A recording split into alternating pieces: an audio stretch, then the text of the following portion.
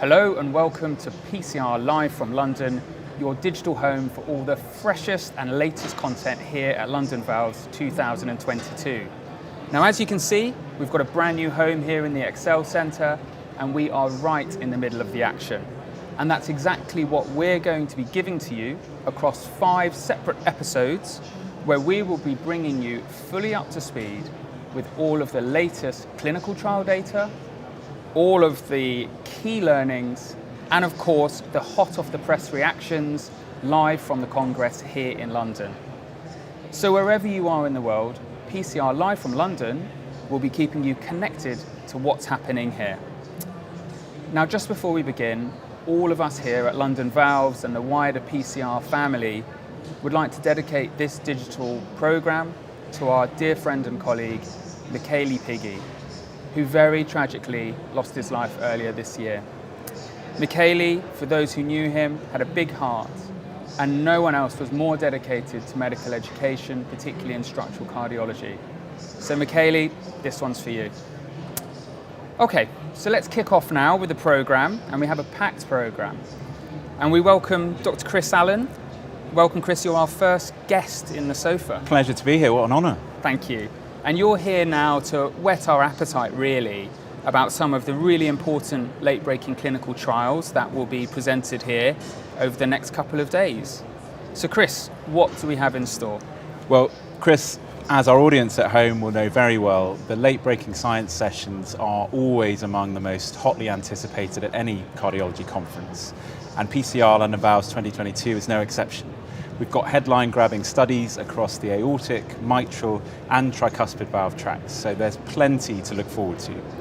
And we'll be making the most of our hot ticket here in London by hot-footing it over from the main arena just there, direct to the PCR Live studio. And we'll be bringing you not only the key clinical results, but we'll be taking the temperature of the ensuing debate in the room, and we'll be distilling those all-important take-home messages for clinical practice. Now, I've brought a slide with me just with a few of the highlights to look forward to. So we'll just pop that up. And as I mentioned, we've got studies coming across all of the 3 valve tracks. So in tricuspid, we've got the 1-year results from the TRISCEND study. So as we know, a dedicated tricuspid valve replacement device, and pivotal study is already underway off the back of some promising early results. But it'll be fascinating to see if those early results are sustained out to 1 year. So definitely one to look out for. In the mitral track, it's all about degenerative mitral regurgitation this year. We've got a head-to-head trial of 2 edge-to-edge repair devices in the Class 2 2D study. And we've also got real-world experience from aggregate of over 1,900 cases to look forward to.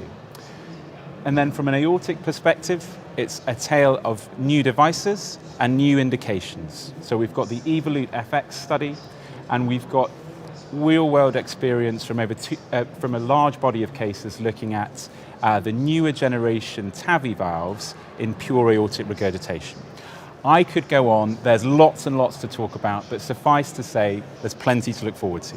Oh, great job, Chris. No, and I also like the way that you split these up into the 3 separate valves, which is exactly what we've done in the Congress as well. So you could easily spend all day sat in the tricuspid track, and you can catch up online if you've missed mitral and aortic, and vice versa. Absolutely, there's plenty there. All right, well listen, thank you very much for that overview, Chris. Pleasure. And we look forward to welcoming you and Valeria, who'll be joining you as part of the late breaking team in subsequent episodes 2 to 5.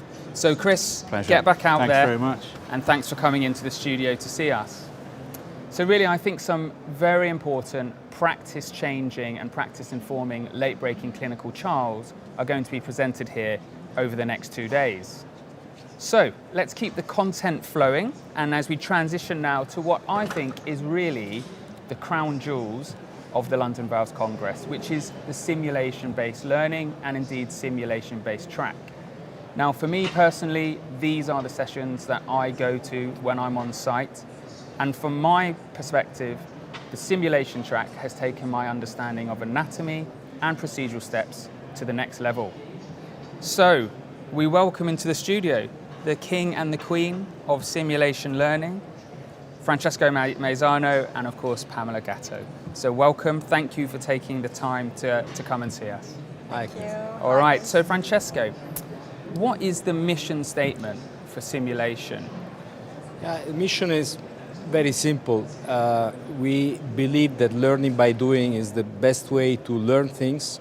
But also another important mission is never do it first in a human. I think that is a concept we need to evolve, and we have been doing a lot of simulation shows in the past. We are bringing the simulation learning to a next level, which is a more structured program based on 3 steps to follow the magic number 3. 3 valves in 3 days. We developed a 3-step learning process.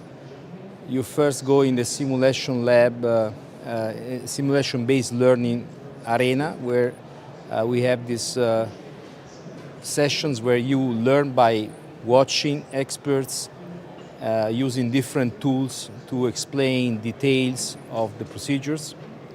Then you move forward to the hands-on lab. In the hands-on lab, you are enabled to practice yourself on some of these important skills and understand some of the important details of the procedures. And after you get this introduction, now you're ready to go into the training village, where you can interact with these industry partners. And all this is done by using a passport, where you can put stamps. Actually, I got my first stamp. Congratulations. Yeah, here. And also you can put a sticker on your badge. Excellent. Telling your friends and your peers, okay, I'm concentrated today in aortic or mitral tricuspid. So this is a concept we are trying to develop now, really to improve the learning opportunities and obviously the networking opportunity, because don't forget, there is no better way for people to interact by being around a tool, moving your hands and expressing your ideas. Definitely. And I mean, although we're at a congress, we still want to use our hands. That's our day job, yeah? I see. So it's really progressed as a concept from where it was, say, a few years ago. It sounds like you're really building a formal training program. Yes, exactly. I think this is the project we have initiated within PCR family. We want to bring simulation learning to the next level, potentially bringing into the level of certifying skills. So very soon we will offer certification programs. Actually, we are launching now a transeptal puncture certification program, which actually starts here.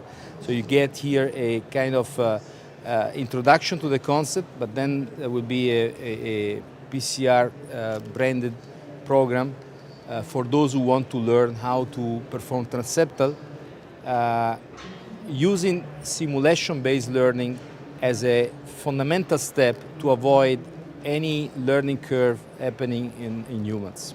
Yeah, that makes a lot of sense, of course. And as a nice link with transeptal, Pamela, you've got something there. Exactly. Can you share with us what you've brought in? Exactly. So this is a 3D print. So simulators are not only machines, but simulators can be this kind of tools. As I said, simulation-based learning is founded on a strong pedagogical concept. So the first is to acquire knowledge. So we study, we see slides in the Congress.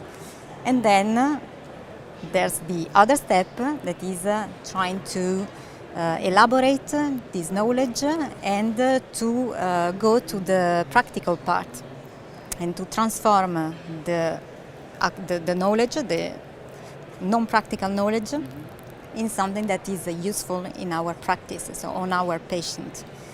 As I said, first step is the learning and watching. So we can watch. Yeah, teach me. Come on, let's go. We can watch something.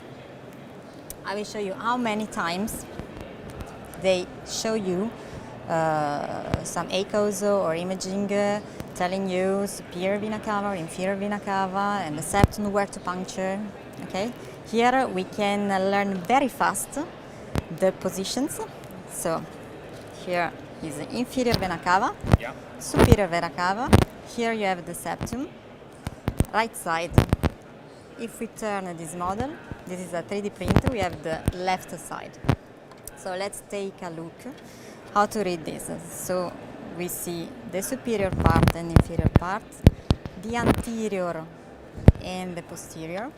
Let's take a look to the movement. Sometimes they tell you to turn, to go anterior, you just have to turn your catheter on counterclockwise or clockwise. But let's see, if I put my finger, if I turn clockwise, I go posterior.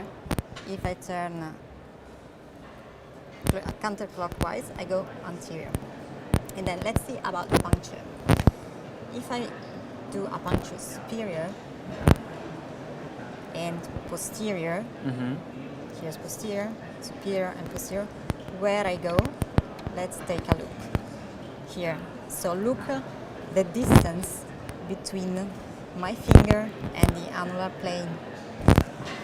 And look here, if I go inferior and posterior, look where is my finger. And you say it's a long distance. Yes. Okay, so it's not important if you're very superior or very inferior. It's important to be posterior, for example, for some procedures that need to have enough space and enough height to the annular valve. Let's take a look what happens if I puncture anterior, turn, and look, Yeah. I'm very close to the valve. Yeah. So if you do this on a 3D print, you can learn much more quickly. 100%. No, And, absolutely. Look this, when we explain, for example, complication, for the simulation-based learning, there's here we program the step-by-step procedure, but then there's the advanced level is how to behave and how to manage complication. For example, let's check what happens if we puncture too posterior. If we puncture too posterior, we can see that there's a place between the two atria. Okay, so if we go to posterior, we can go outside the right side and then re-enter in the left side. It's right and left. And as there's a space, we can provoke, we have a hole and we can have, for example, tamponade. Sure. Okay, so it's important to understand all this. So Fantastic. this is a quick demonstration of Wow, what I we mean- do at the simulation lab. So learning, then there's the hands-on with the trainer, Yeah. and then the third step is to self-practice on the simulator in order to achieve the level of skills to work then on the patient with a high quality standard, high safety, and high efficacy. Fantastic. Thank you for that wonderful demonstration and for the bringing in the model to the studio.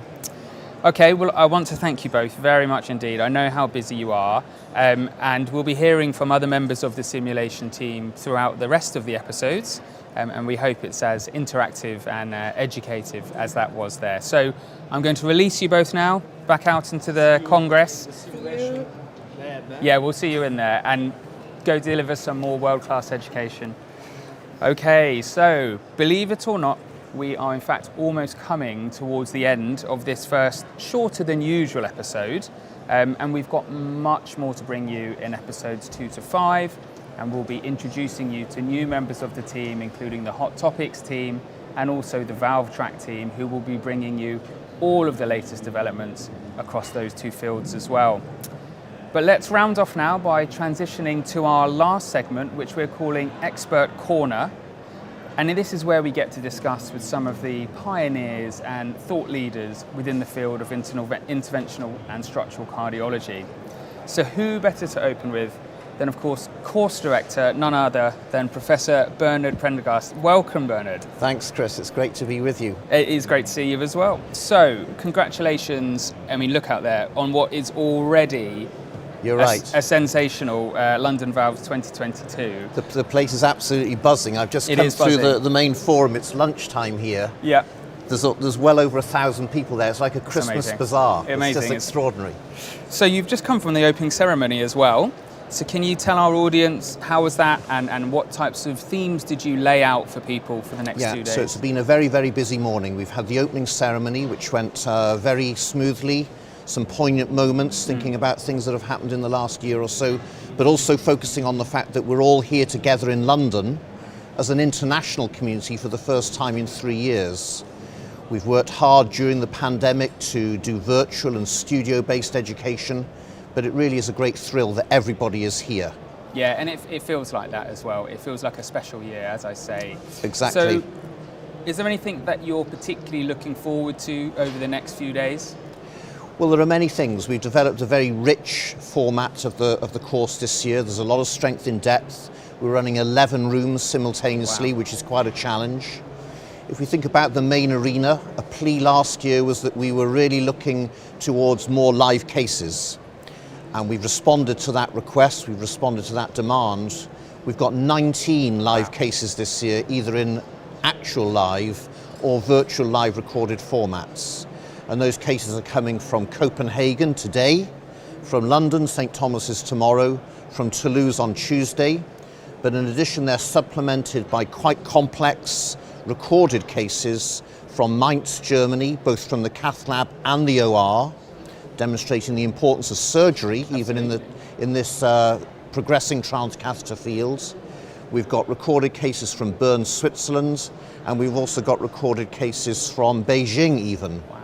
So it's a truly international flavour, and it's an absolutely packed format. Fantastic. And of course, you know, we can all learn from each other, and so having that global representation is going to be fantastic for the Congress. So as you know, part of what we're trying to do here at PCR Live from London is to recreate some of that buzz for our audience back at home.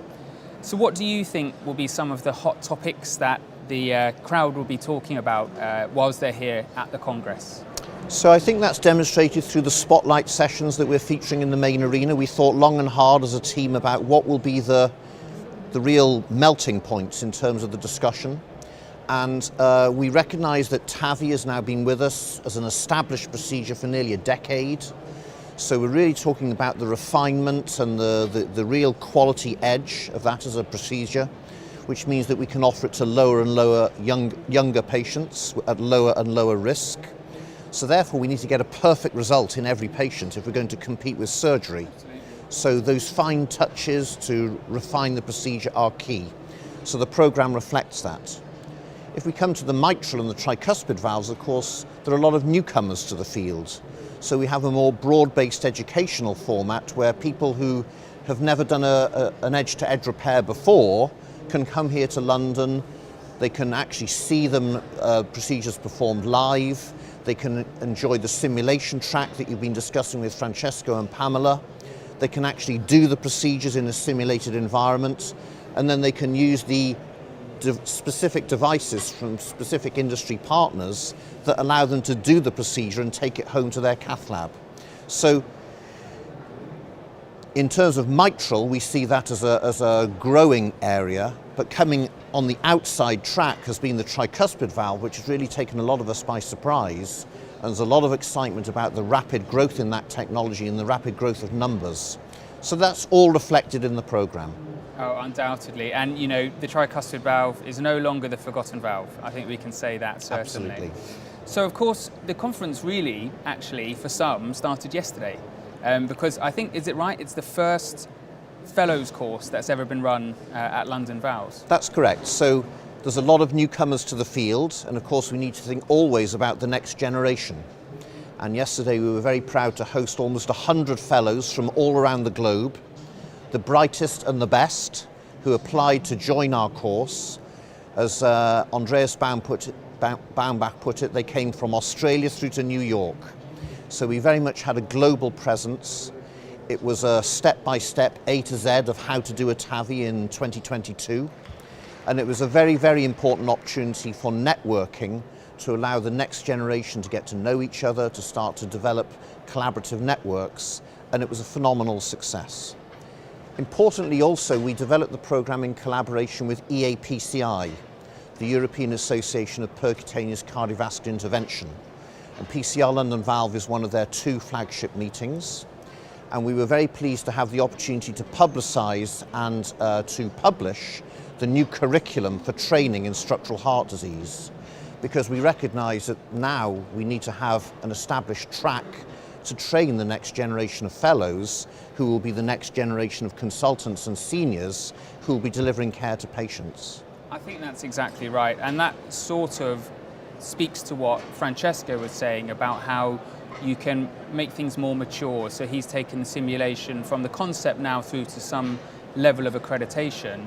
And as a younger practitioner myself, I think that structured nature and the curriculum is going to be vitally important in order to ensure the future of structural cardiology in the UK and Europe, of course. Absolutely. Now I can hear that the main arena is just finishing, and I know Martin Leon is going to make a hot foot over here to join us if he can. Yeah. So let me take the opportunity just to tell you about another major step forward, which is in the innovation field. I've spent the morning wandering around all the rooms, getting a flavour of what's going on, and a massive buzz is around the innovation forum, the innovation showroom as we were calling it. And there we've got a collection of startup companies with new devices, new technologies. They are showcasing their products. We've got a very busy room we've got participants who are actually feeling and touching the technology. They can ask the questions that they daren't ask otherwise in this very intimate environment. And that is really very, very exciting. And that's something that I see growing at this meeting in the years to come. And I think that's true of structural interventions in general.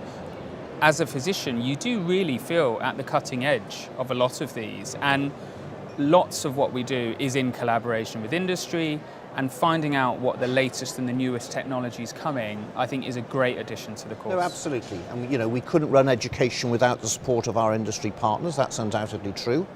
And we're very pleased that the simulation track encompasses the industry training village, because there are specificities to individual devices, and it's important that our colleagues, that we all have the opportunity to use these devices in a patient-free environment and learn how to use them before we actually undertake the procedures on patients. Absolutely. And oh my goodness, who do we have? Here he is, Marty. Yes. Welcome. I'm sorry to be a moment late. Not at all. We are it's a so great pleasure to privileged have you with It us. is exciting for me. Thank you. Yes, and I'm we breathless. we appreciate your journey to come and join us, not Yes. just from across there, but also all the way from the United States, particularly over the Thanksgiving period. So thank you very much. It's my pleasure.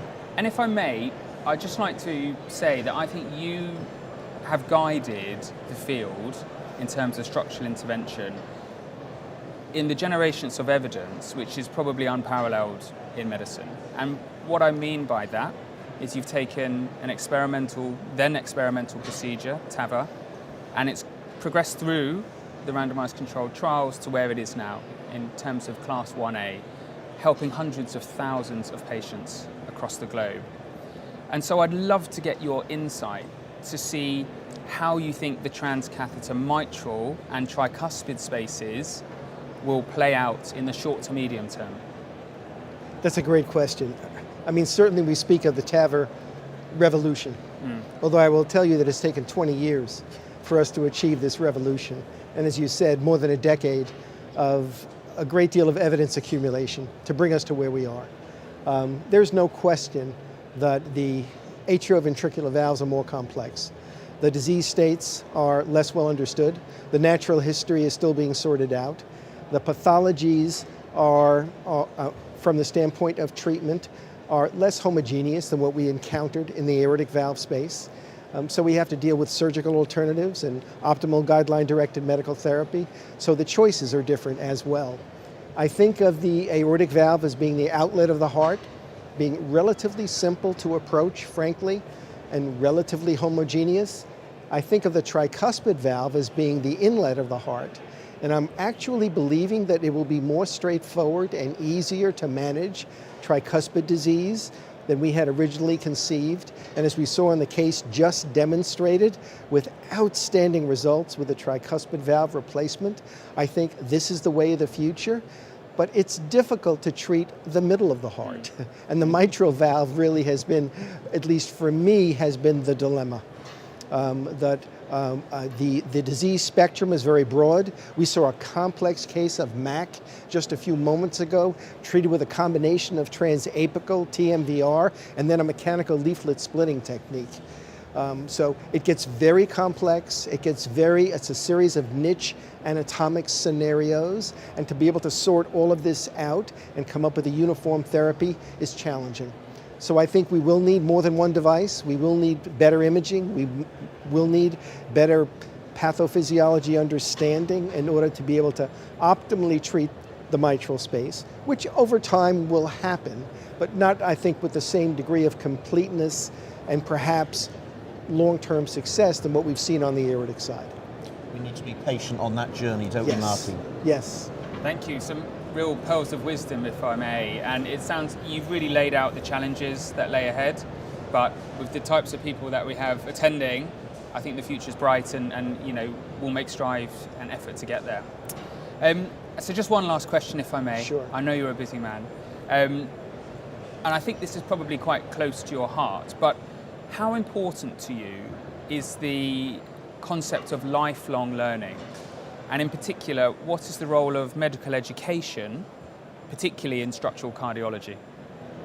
Well, that's a great question, and obviously I feel very emotional about this because this whole field of structural heart disease has been really invented by a series of multidisciplinary operators over the course of a few decades. So we are now living through the understanding of this whole disease process, how to diagnose it and how to best treat it, and then how to manage patients, not just for the procedure, but before and after. So I really think that it's an extraordinary time. It's a little bit like flying the plane as we're building it, and to a certain extent, I feel that almost on a daily basis. There's so much that we don't know, but how exciting is that? And the fact that we're dealing with a global network of experts, the fact that we're now integrating with so many other colleagues of different disciplines, heart failure, cardiac imaging, surgeons, interventionalists, has really brought the entire community together. And I think the only way to be able to succeed is by having these kinds of educational events and by people committing to the fact that it's not static, it will be dynamic, there will be hills and valleys, and the educational process will continue to be ongoing, but incredibly exciting. And I would argue that my generation has had a wonderful opportunity to get the ball rolling. Your generation has an opportunity to really have some final conclusions so that we can continue to be able to disseminate these new technologies to more patients. Run with the ball to the touchdown. Absolutely, yes. Well, on behalf of my generation, I hope we can live up to those high standards. Well, look, I really want to thank both of you very, very much for coming in and joining us in this first episode for PCR Live from London. So thank you, gentlemen. Thank you, Chris. All right, so that's a wrap, folks. I actually am off now to go and enjoy the conference myself as well, and to catch up with some key learning, and also to see some friends and colleagues from across the globe. So thank you for watching, and don't forget, we'll be back later this evening with episode 2, where we will continue to bring you the latest and freshest content from London Valves 2022. Until then, goodbye.